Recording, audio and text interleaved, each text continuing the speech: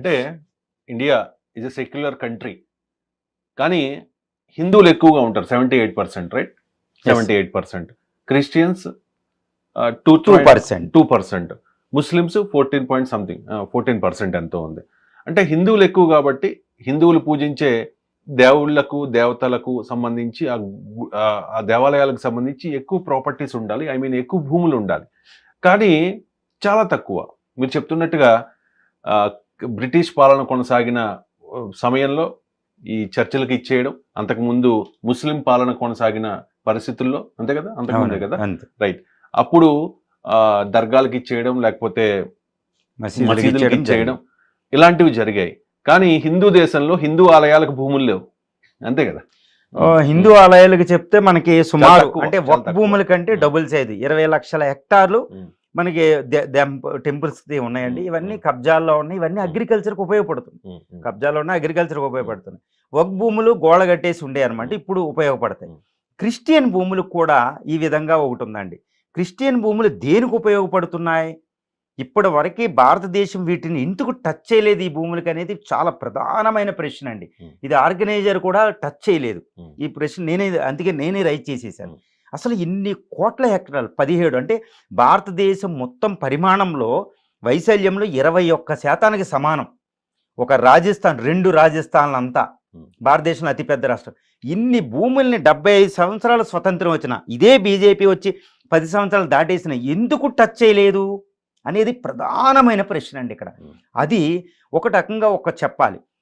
ఈ Christian machineries ఈ lands తన ఆధీనంలో పెట్టుకున్నప్పటికీ భారతదేశంలో ఈ క్రిస్టియన్ మిషనరీస్ క్రిస్టియన్ ల్యాండ్స్ చేసే సేవ అపారమైన సేవ అండి.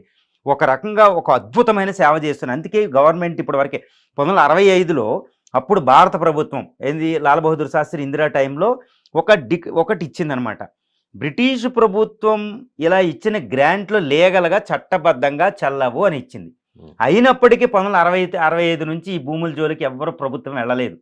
ఎందుకు వెళ్ళలేదంటే ఇప్పుడు భారతదేశంలో వీళ్ళ స్కూల్స్ ఎన్ని అంటే 55,000 స్కూల్స్ ఉన్నాయి. ఇందులో 2.5 కోట్ల మంది విద్యార్థులు ఉన్నారు.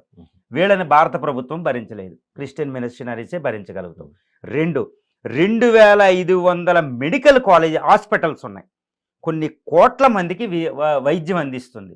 భారత ప్రభుత్వం జీడిపిలో మనం ఇచ్చేది జీడిపిలో వైద్య రంగానికి ఇచ్చేది 1.7%. అది చాలా తక్కువ, 3% ఉండాలి.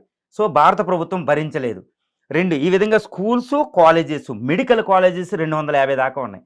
సో వైద్య రంగానికి క్రిస్టియన్ మిషనరీస్ ఈ ల్యాండ్స్ ద్వారా వచ్చిన ఇన్కమ్, వీటి ద్వారా స్కూల్స్, కాలేజీలు వీటి ద్వారా చేసే సేవని కొన్ని రాష్ట్రాలు కూడా చేయలేవు. దానికి ప్రబల ఉదాహరణే మన నార్త్ ఈస్ట్కి వెళ్ళిపోతే అక్కడ ఇప్పుడు కేరళ చూడండి, అక్షరాస్యత 100% దగ్గరలో ఉంటుంది.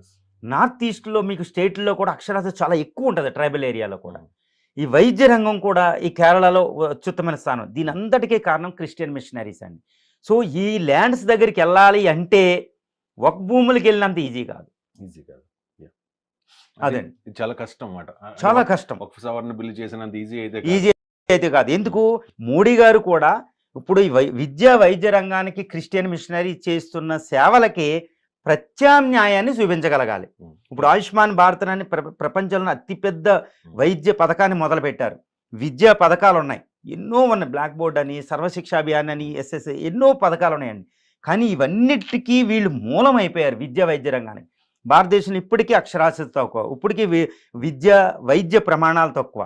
ఈ ప్రమాణాలని మెరుగుపరచడానికి భారత ప్రభుత్వం ఇప్పుడు ప్రస్తుతం 4% అంటే జీడిపిలో 4% మాత్రమే విద్యా రంగానికి కేటాయిస్తుంది భారత రాష్ట్రాలన్నీ కలిపితే. కానీ అది 6% పెంచాలి. ఈ 4 నుంచి 6% పెంచాలంటే కొన్ని లక్షల కోట్లు కావాలి. ల్యాండ్స్ తీసుకుంటే దానికి ముందు ఆల్టర్నేట్ చూపించాలి.